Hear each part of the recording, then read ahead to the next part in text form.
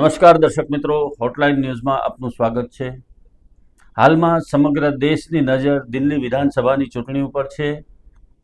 તમામ સ્તરે ભારતીય જનતા પાર્ટી, કોંગ્રેસ અને આમ આદમી પાર્ટી જોર લગાવી રહી છે।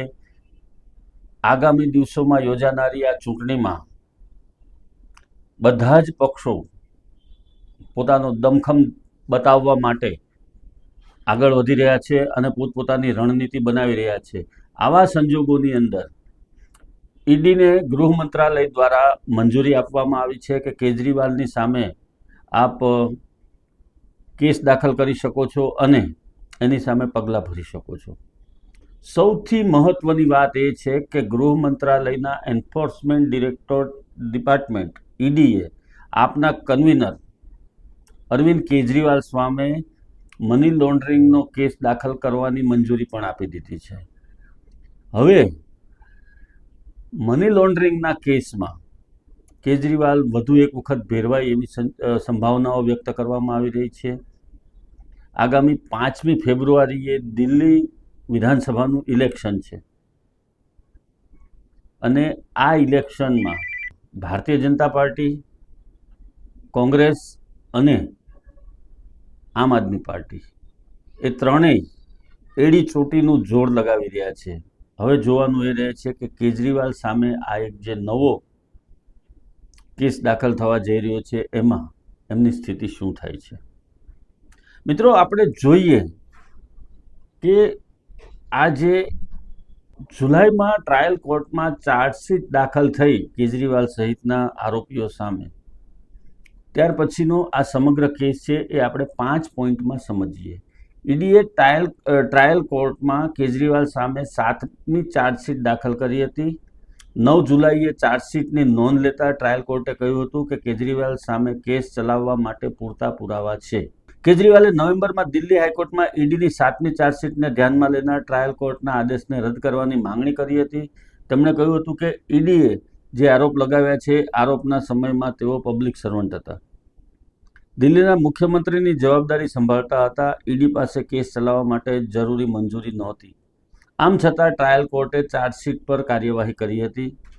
કેજરીવાલની માંગ હાઈકોર્ટમાં ફગાવવામાં આવી હતી। કેજરીવાલ સુપ્રીમ કોર્ટ પહોંચ્યા હતા, જ્યાં તેમની તરફેણમાં ચુકાદો આપવામાં આવ્યો હતો। સુપ્રીમ કોર્ટે કહ્યું હતું કે કેસ ચલાવવા માટે સરકારની પરવાનગી આવશ્યક છે। આ પછી સુપ્રીમ કોર્ટે 6 નવેમ્બરે પોતાનો ચુકાદા આપતા કહ્યું હતું કે સરકારની પરવાનગી વિના મની લોન્ડરિંગની કલમો હેઠળ પબ્લિક સર્વન્ટ વિરુદ્ધ કેસ ચલાવી શકાય નહીં।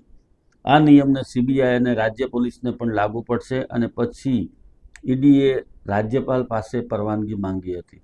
લીકર કેસમાં અરવિંદ કેજરીવાલે 156 દિવસ જેલમાં વિતાવ્યા છે અને જો સમગ્ર લીકર પોલિસીના કેસની વાત કરવામાં આવે તો અરવિંદ કેજરીવાલની ધરપકડ 21 માર્ચ 2024ના રોજ થઈ હતી અને એમની મુક્તિ 177 દિવસ પછી થઈ હતી। સંજય સિંહની ધરપકડ 4 ઓક્ટોબર 2023એ થઈ હતી અને 181 દિવસ પછી એમની મુક્તિ થઈ હતી।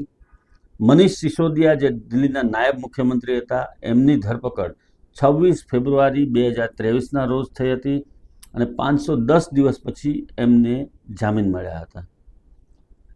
જ્યારે કે કવિતાને 15 માર્ચ 2024ના રોજ ધરપકડ થઈ હતી અને 150 દિવસ પછી એમને જામીન મુક્ત કરવામાં આવ્યા હતા। સમગ્ર લીકર પોલિસીની જો ડેડલાઇન જોવામાં આવે તો નવેમ્બર 2021માં કેજરીવાલ સરકારની નવી એક્સાઇઝ પોલિસી લાવી હતી। જુલાઈ 2022માં લેફ્ટનન્ટ ગવર્નર વીકે સક્સેનાએ પોલિસીને ખામીયુક્ત ગણાવી સીબીઆઈ તપાસની માંગ કરી હતી। ઓગસ્ટ 2022માં આ કેસમાં સીબીઆઈએ અને ઈડીએ અલગ અલગ કેસ દાખલ કર્યા હતા। સપ્ટેમ્બર 2022માં દિલ્હી સરકારે નવી એક્સાઇઝ પોલિસી રદ કરી હતી। ઓક્ટોબર 23થી માર્ચ 2024 ઈડીએ મની લોન્ડરિંગ કેસમાં કેજરીવાલને કુલ 9 સમન્સ મોકલ્યા હતા। દિલ્હી હાઈકોર્ટમાં કેજરીવાલની ધરપકડ રોકવાની અરજી 21 માર્ચના રોજ ફગાવવામાં આવી હતી અને ઈડીએ તેમની ધરપકડ કરી હતી। 10મી મે 2024ના રોજ સુપ્રીમ કોર્ટે 1 જૂન સુધી લોકસભા ચૂંટણીને ધ્યાનમાં રાખીને જામીન આપ્યા। 2 જૂનના રોજ કેજરીવાલે સરેન્ડર કર્યું અને 20 જૂનના રોજ રાઉઝ એવન્યુ કોર્ટે કેજરીવાલને જામીન આપ્યા હતા. 21 જૂનના રોજ ઈડીએ ટ્રાયલ કોર્ટના નિર્ણય સામે દિલ્હી હાઈકોર્ટમાં અરજી દાખલ કરી. 25 જૂને હાઈકોર્ટે કેજરીવાલના જામીન પર પ્રતિબંધ લગાવી દીધો અને એ જ રાત્રે કેજરીવાલની જેલમાં પૂછપરછ કરી. સીબીઆઈએ દિલ્હીના પૂર્વ નાયબ મુખ્યમંત્રી મનીષ સિસોદિયાને ઈડી અને સીબીઆઈના કેસમાં સુપ્રીમ કોર્ટમાંથી જામીન મળ્યા. તેલંગાણાના પૂર્વ સીએમ કેસીઆરની પુત્રી કે કવિતાને સુપ્રીમ કોર્ટમાંથી જામીન મળ્યા. 2 સપ્ટેમ્બરે સુપ્રીમ કોર્ટે ઈડી કેસમાં આપના કોમ્યુનિકેશન ઇન્ચાર્જ વિજય નાયરને જામીન આપ્યા. 5 સપ્ટેમ્બરે સીબીઆઈ કેસમાં કેજરીવાલની જામીન અરજી પર સુપ્રીમ કોર્ટે પોતાનો નિર્ણય અનામત રાખ્યો અને 11 સપ્ટેમ્બરના રોજ રાઉઝ એવન્યુ કોર્ટે સીબીઆઈ કેસમાં કેજરીવાલની ન્યાયિક કસ્ટડી 25 સપ્ટેમ્બર સુધી લંબાવી અને 13 સપ્ટેમ્બરે સુપ્રીમ કોર્ટે સીબીઆઈ કેસમાં કેજરીવાલને જામીન આપ્યા હતા. દિલ્હીના પૂર્વ મુખ્યમંત્રી જેઓ ઈમાનદારી અને સુશાસનના દાવાઓ કરતા હતા એ ભયંકર રીતે લીકર કેસમાં ફસાયા બાદ હવે આગામી દિવસોમાં મની લોન્ડરિંગ કેસમાં પણ ફસાય એવા સંભાવનાઓ હાલમાં જોવાઈ રહી છે.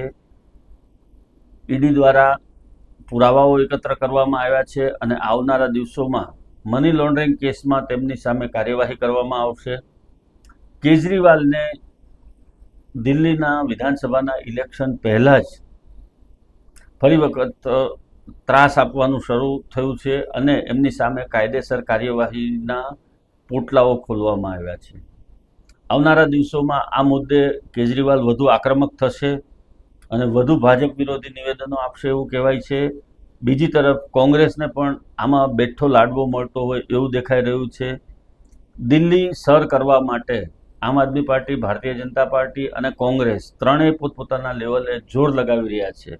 ત્યારે એક પછી એક કેસના પટારા ખોલી અને કેજરીવાલને વધુને વધુ મુશ્કેલી વધે એવા પ્રયત્નો થઈ રહ્યા છે અને ઈડી તેમજ સીબીઆઈ દ્વારા આ સમગ્ર પ્રકરણમાં આવનારા દિવસોમાં વધુ મોટા ખુલાસાઓ થાય એવી સંભાવના છે. મિત્રો, અમારી હોટલાઇન ન્યૂઝ ચેનલને આપ લાઇક કરો, શેર કરો અને સબસ્ક્રાઇબ કરો. ધન્યવાદ. આવા પ્રકારના વિડીયો તમને જોવા ગમતા હોય તો હોટલાઇન ન્યૂઝ ચેનલને લાઇક, શેર અને સબસ્ક્રાઇબ કરો.